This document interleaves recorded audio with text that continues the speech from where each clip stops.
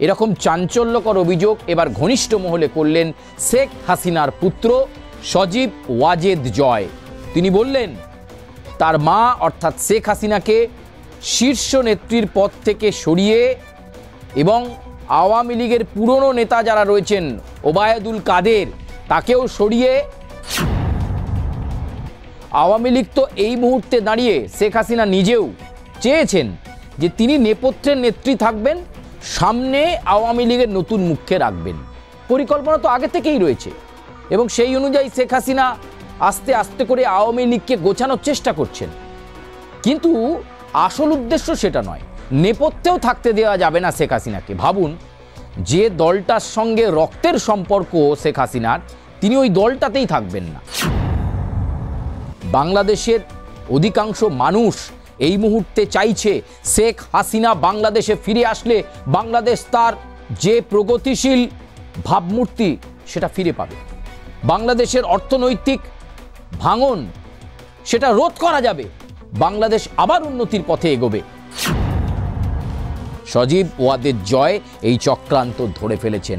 এই চক্রান্ত তিনি একজন আওয়ামী লীগের কর্মী হিসাবে হতে দেবেন না এবং সেই আহ্বান তিনি দিচ্ছেন প্রকৃত আওয়ামী লীগের কর্মীদের কাছে যে কোনো রাজনৈতিক চমকে নয়, গিমিকে নয়, পুরনো আওয়ামী লীগের ওপরই ভরসা রাখুন। একটার পর একটা চক্রান্ত, আর সেই চক্রান্তের শেষ যেন হচ্ছে না।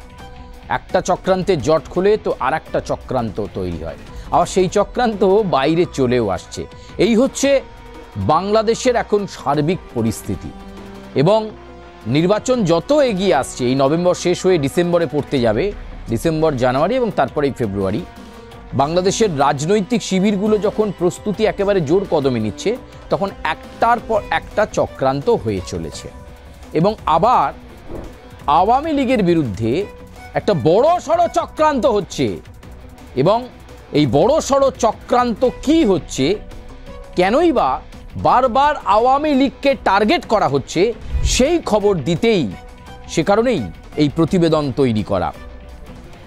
দেখুন প্রিয় দর্শক বন্ধু, বিগত 1.5-2 মাস ধরে বিবিসি বাংলা সহ বিভিন্ন সংবাদ সংস্থা তারা বাংলাদেশের নির্বাচনের আগে কোন জায়গায় রাজনৈতিক দলগুলো রয়েছে, কারা ক্ষমতায় আসতে পারে, তার একটা জরিপ বা সমীক্ষা করা শুরু করেছিল।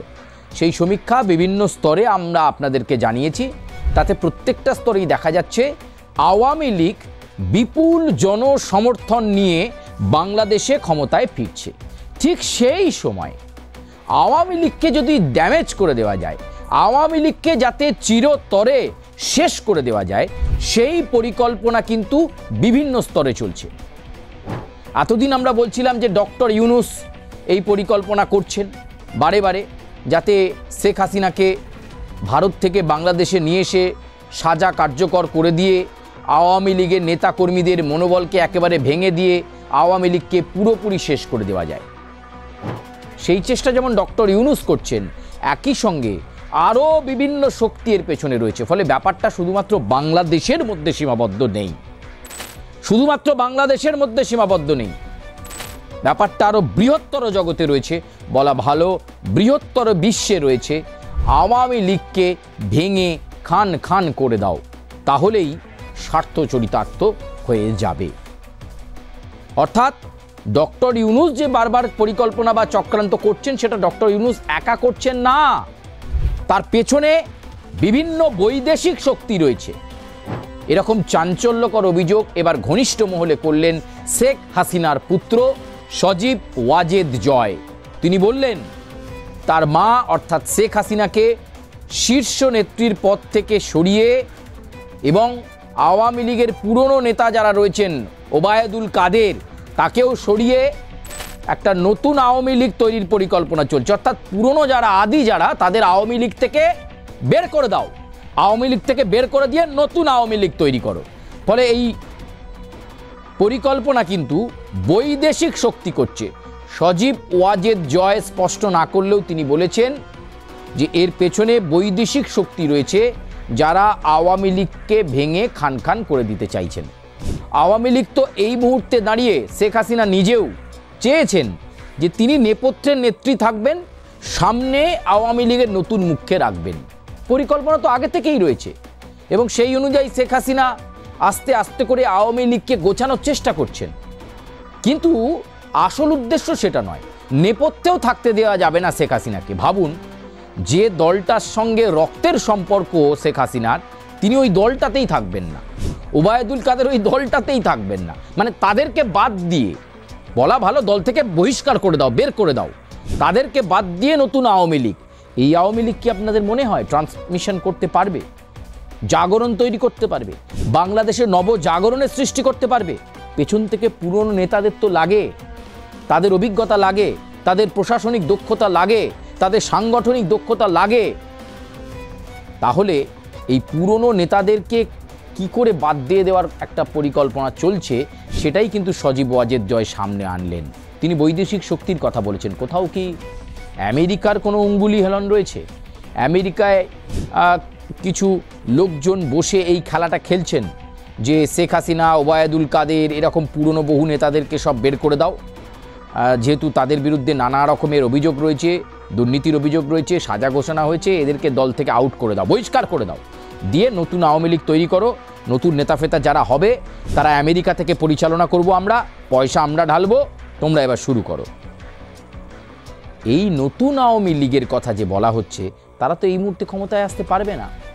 কারণ দেশবাসী যাকে দেখে, যার কথা ভেবে এখনো মনে করছে আওয়ামী লীগ এলে তার হাতে দেশ সুরক্ষিত থাকবে, সেটা তো শেখ হাসিনা। শেখ হাসিনা দেশেই ফিরল না, তার আগেই বৈদেশিক শক্তির এই পরিকল্পনা। সজীব ওয়াজেদ জয় যদিও কোনো দেশের নাম বলেননি, তিনি বলেছেন যে দলের মধ্যে থাকা কিছু মির্জাফর এবং বৈদেশিক শক্তি, আমরা ধরে নিচ্ছি সেটা আমেরিকা হতে পারে। আর মির্জাফর, ভারতে এই মুহূর্তে প্রচুর আওয়ামী লীগের নেতা কর্মীরা রয়েছেন, তারা কি মির্জাফরের কাজ করছেন? তারাই কি চাইছেন শেখ হাসিনা, ওবায়দুল কাদের তারা দল থেকে বিতাড়িত হয়ে যাক, দলে আর কোনো শেখ হাসিনা, ওবায়দুল কাদেরের চিহ্ন থাকবে না, নতুন আওয়ামী লীগ তৈরি হবে এবং সেই আওয়ামী লীগ কি মনে হয় সফলতার শীর্ষে পৌঁছবে বাংলাদেশে? প্রিয় দর্শক বন্ধু, সেটা বিচার করবেন আপনারা, আমরা কেউ নই এক্ষেত্রে বলার। কিন্তু সজীব ওয়াজেদ জয় যে অভিযোগ করলেন, সেই অভিযোগ কিন্তু অত্যন্ত তাৎপর্যপূর্ণ। রাতারাতি শেখ হাসিনাকে দল থেকে সরিয়ে ফেলার একটা বৈদেশিক পরিকল্পনা। বৈদেশিক কথাটা বারবার বলছি, কারণ জয় নিশ্চয়ই তার হাতে কিছু এভিডেন্স রয়েছে, কিছু প্রমাণ তিনি পেয়েছেন। কোনো বিদেশি শক্তি যারা বাইরে বসে প্ল্যান করছে শেখ হাসিনা, ওবায়দুল কাদের থাকবে না, আওয়ামী লীগে আরও যারা 10-15 জন শীর্ষ নেতা রয়েছে, পুরনো যারা এতদিন আওয়ামী লীগকে টেনে এসেছেন, তারা দলের মধ্যে কোনো টাচে থাকবেন না, বহিষ্কার হয়ে যাবেন, দল সম্পূর্ণ নতুন হবে। এই পরিকল্পনা গোছাচ্ছে বৈদেশিক শক্তি। আবার বলছি, শেখ হাসিনা নিজে ভেবেছিলেন 5 বার তিনি বিভিন্ন ক্ষেত্রে নিজেকে প্রমাণিত করে প্রধানমন্ত্রী হয়েছেন, এবার আর তিনি নয়, তিনি নেপথ্যে থাকবেন, দলের গুরুত্বপূর্ণ পদে নেপথ্যে থাকবেন, তিনি নেতা বেছে নেবেন। কিন্তু সেইটা অনেকের আবার সহ্য হচ্ছে না, আবার শেখ হাসিনা নেতা বেছে নেবে। আপনাদের কি কোনো প্রশ্ন আছে শেখ হাসিনার জনপ্রিয়তা নিয়ে?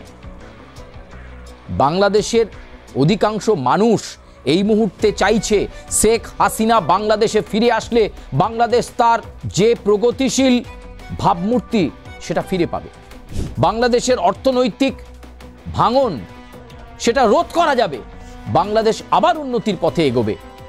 এই বিষয়টাই এই মুহূর্তে ভাববার মতো অত্যন্ত গুরুত্বপূর্ণ বিষয়। তাই একদিকে দলের মির্জাফর কারা, তাদের দিকে নজর রাখছে আওয়ামী লীগের পুরনো নেতারা, আর একদিকে সেই বৈদেশিক শক্তি টাকার লোভ দেখিয়ে নতুন আওয়ামী লীগ তৈরির কথা যারা বলছেন, তাদের দিকেও সজীব ওয়াজেদ জয় সহ, ওবায়দুল কাদের সহ, শেখ হাসিনা সহ একাধিক পুরনো নেতৃত্বের কিন্তু নজরটা রয়েছে। ফলে বাংলাদেশের পরিস্থিতি কোন দিকে এগোচ্ছে আপনারা বুঝতে পারছেন। যেন তেন প্রকরণ ইউনূস চাইছেন আওয়ামী লীগের ওপর নিষেধাজ্ঞা না তুলতে, যাতে পার্টিসিপেটারি ইলেকশন না হয়, যাতে আওয়ামী লীগ অংশগ্রহণ করতে না পারে। আর অন্যদিকে বৈদেশিক শক্তি চাইছে শেখ হাসিনা দলে থাকবেন না, ওবায়দুল কাদের দলে থাকবেন না, পুরনো 10 জন নেতারা দলে থাকবেন না, নতুন দল হবে, ফান্ডিং হবে বিদেশ থেকে। সজীব ওয়াদের জয় এই চক্রান্ত ধরে ফেলেছেন। এই চক্রান্ত তিনি একজন আওয়ামী লীগের কর্মী হিসাবে হতে দেবেন না, এবং সেই আহ্বান তিনি দিচ্ছেন প্রকৃত আওয়ামী লীগের কর্মীদের কাছে, যে কোনো রাজনৈতিক চমকে নয়, গিমিকে নয়, পুরনো আওয়ামী লীগের ওপরই ভরসা রাখুন। নতুন নেতা আসবে, নতুন নেতা বাছাই করবেন শেখ হাসিনা, কিন্তু তিনি থাকবেন নেপথ্যে, ওবায়দুল কাদের নেপথ্য থেকে পরিচালনা করবে। তবেই তো এই আওয়ামী লীগ হবে পরিবর্তনকামী আওয়ামী লীগ, এই আওয়ামী লীগ হবে শক্তিশালী আওয়ামী লীগ। দেখা যাক যে আগামীতে কি পরিস্থিতি তৈরি হয়। বাংলাদেশ সংক্রান্ত আরও আপডেট আমরা প্রতি মুহূর্তে দিয়ে চলেছি 15 মাস ধরে, আগামীতেও দেব। আপনাদেরকে আপাতত ধন্যবাদ জানাই।